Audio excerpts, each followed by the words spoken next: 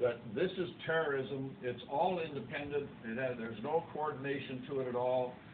You might have some coordination in a certain geographical area, but not worldwide. But it is a worldwide coordination. Now, the purpose is to change the people in government, or to change the government's policies and their system. Usually, you will not find terrorism being used until the government in that country has already been subverted enough to stand still for the pressure. In other words, most people, if they've got a solid government with a free people, terrorism won't work, okay? Terrorism only really works when there's enough people in government to say, oh, we've got to do something. And take the reaction of the people to terrorism and bring about more draconian government. That's the whole purpose of it, is to bring about more draconian government. Hitler used it with the Reichstag fire, didn't he? See, they lit the fire in the Reichstag, and then in the name of this terrorism, they imposed a totalitarian government. And it was the same under Stalin. Stalin, a lot of people don't know that Stalin had a war on terror. And that's what it was called.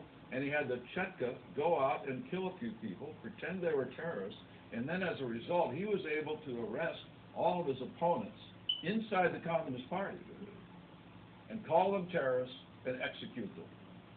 So he did that over about a decade. Now, if you go back, for instance, the second line, the New Webster 1912 dictionary, terrorist is one who governs by terror. One who governs by terror. Another one in 1995, a systematic use of violence, terror, and intimidation to achieve an end.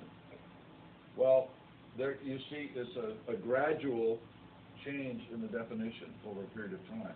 If you want a real interesting example of changing the definition of a word in order to manipulate through semantics the population, go back to 1900 and see how many old dictionaries you can get and look up the word inflation. Because I stopped in the middle of it. I started with 1910, and every 10 years, in 1920, 1930, etc., I would go into classes and I would give talks on how the definition of words change. And I would show the gradual change from the fact that inflation was the use of the government of the printing press to print money without being backed by gold or silver. That's the original definition of the dictionaries.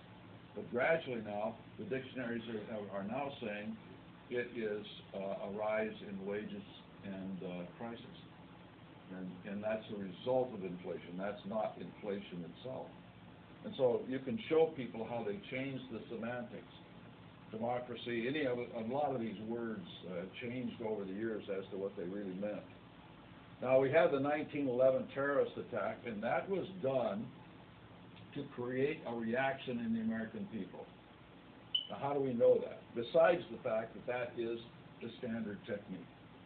Because Osama bin Laden told us on CNN. He said that the battle has moved to inside America. I tell you, freedom and human rights in America are doomed.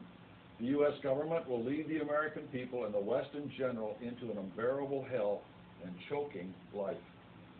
He said that 2 days after the attack. Because he knew, and that's why the attack was done, that the American people would demand law and order. Well, we got a lot of it. We experience it every time we get on a plane. They even stop us on the street and inspect our cars, all in the name of Friday and Saturday night drunkenness and that kind of thing. Check your brakes. How many of you ever been stopped to check your brakes? They do that in L.A. They will go into areas and set up temporary stops, and everybody goes through that neighborhood has to stop and have their brakes examined. So increasingly, they are stifling us with these regulations, particularly on freedom of movement and that sort of thing. Now, here's Osama bin Laden. His second in command is al-Zawahiri.